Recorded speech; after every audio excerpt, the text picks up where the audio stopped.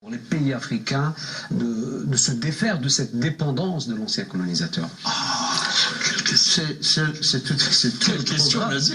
tout le programme des pays des anciens colonisateurs. Comment est-ce que je vais me retirer? Comment est-ce que je saurai? Comment est-ce que je vais m'émanciper de mes anciennes colonies? Vous savez très bien que et ça c'est un scandale, que les anciens pays colonisés, les pays d'Afrique, payent un impôt annuel à la France pour avoir été pour les bienfaits de la France. Et leur or est dans la Banque de France. Et ils ne peuvent prendre que 15%. Exactement. Ils n'ont pas le droit. Leur monnaie dépend. Donc, lorsque la dépendance est à ce point, que veut dire l'Union africaine dans ce cas? Que veut dire le NEPAD dans ce cas? Que veut dire les grands programmes, les grands projets de ces grands africanistes, des Nkrumah, des Modibo Keïta, des Sékou Touré et autres, de Ben Bella? Qu'est-ce que cela veut dire? Je crois qu'il faut relire Fanon.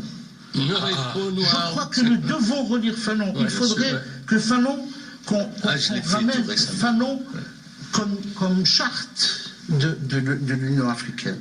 Non, comme logiciel d'analyse. Comme logiciel.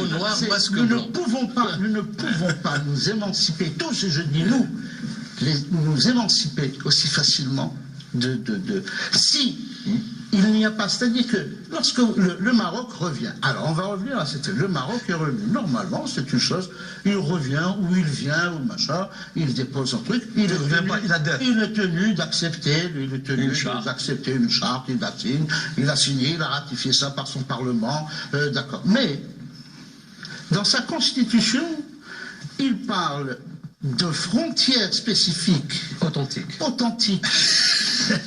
Et à l'OUA, il tient un autre langage. Tout le monde le sait. Normalement, on doit lui dire, bon, il faudrait que vous nous expliquiez. Ça veut dire qu'il y a quelque chose il y a une distorsion, il y a quelque chose qui ne va pas, quelque chose de pourri dans le royaume du Danemark. Qu'est-ce qui se passe? Expliquez-nous. Non, mais personne. On considère la chose comme... Et puis, il a quitté, pour des raisons de tam-tam, il a quitté parce qu'il parlait de conférences, parce qu'il n'aimait pas les conférences tam-tam, il revient avec des trucs, des tambours et des trompettes, etc. Je crois qu'il est en train de réussir son coup. Si la question avait été considérée du point de vue strictement juridique, comme ces pays ont demandé à étudier la question juridique de son retour, si les choses avaient été considérées tout à fait normalement, le roi est là-bas, n'oubliez pas, il est là-bas depuis le 28. Depuis samedi. Depuis samedi, il est là-bas, il reçoit, il a organisé une super réception, et il a invité tout le monde, etc. Mais qu'est-ce que cela signifie tout ça? Que reste-t-il du que va faire le Maroc? Que va faire le Maroc? Parce qu'il n'a pas été prolongé par l'économie.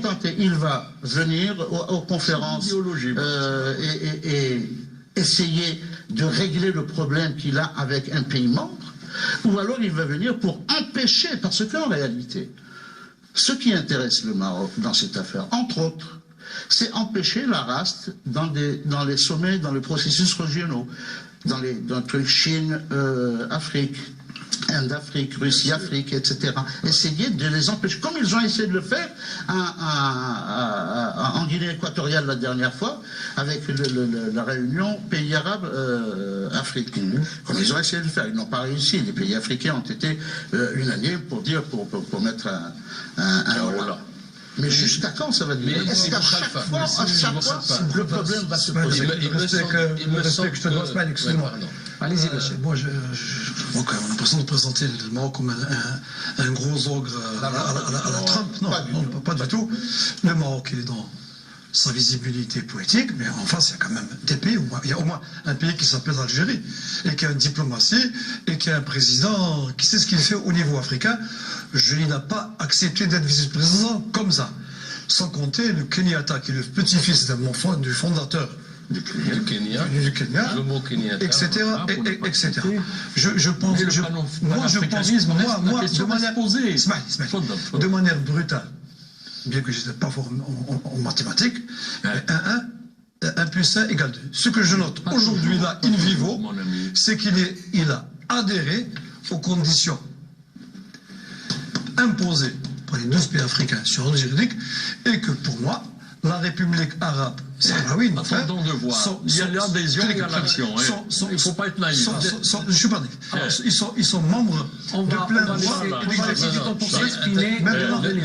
Le Maroc, écoutez, franchement, le Maroc dit aujourd'hui, je suis membre, mais je ne reconnais pas la race. De fait. Même si les affaires étrangères marocaines disent non, c'est pas une reconnaissance. De fait, il reconnaît la race. De fait. Mais la deuxième chose, parce qu'on est en train de confondre une idée du panafricanisme et de l'Afrique. Je vous réponds. Le panafricanisme, c'est la réunion des peuples. C'est-à-dire, c'est le 4e congrès des peuples africains qu'a voulu réunir Kwame Nkrumah avant le coup d'État. Et puis après, sont suivis plusieurs coups d'État une série de coups d'État qui ont éliminé tous les panafricains. Le point intéressant que vient de citer la deuxième chose, c'est qu'au lieu de construire le panafricanisme des peuples, comme on le voulait déjà dans les années 50 et 40, on a construit le nationalisme des nations décolonisées. Et c'est là le gros problème. C'est-à-dire que nous n'avons même pas, juste pour ça, on n'a même pas pu construire des économies régionales fiables. Donnez-moi quel est le groupement d'intégration régionale en Afrique qui fonctionne. Aucun. C'est-à-dire le résultat, il n'a ni amélioré les conditions de vie de ses concitoyens sur le plan régional. Parce que quand vous allez dans les pays de la CEDEAE, j'en connais quelques-uns, vous allez être estomaqué par la... Aujourd'hui, il y a comme un cercle vicieux, permettez-moi de m'exprimer, il y a comme un cercle vicieux, c'est-à-dire vous conditionnez la réussite du panafricanisme par le développement économique qui est lui-même sous le poids des multinationales. Non, pas du tout, il n'y a pas que les multinationales, il y a d'abord les gouvernants. Je m'excuse. J'entends les gouvernants dire, nous avons des peuples africains assistés. Mais les plus assistés, ce ne sont pas les peuples, ce sont ceux qui les dirigent. Ils ont ceci, ils ont cela, ils ont ceci. C'est eux les assistés. Deuxièmement, M. Moutley a parlé de décoloniser les élites masque blanc. Peau noire, masque blanc. Une grande partie des élites africaines sont formées en Europe. Et ils sont prescripteurs des équipements, des machines, des façons de penser, des logiciels. Troisièmement, le panafricanisme qui est né dans des conditions politiques, internationales, géopolitiques particulières dans ce XXe siècle, il ne s'est pas nourri ensuite par une croissance partagée, par des espaces, même les espaces qu'on a cités, ils sont nombreux. Alors vous avez des espaces où 3 pays, 4 pays ont un espace, je veux pas, la liste est trop longue. Le programme de l'Union africaine dit qu'en 2028, on aura l'intégration. Vous avez 7 zones. Et dans les 7 zones, il y en a une où il y a 7 communautés, unions douanières. Elles sont trop nombreuses à expliquer, etc. Ça mériterait un travail.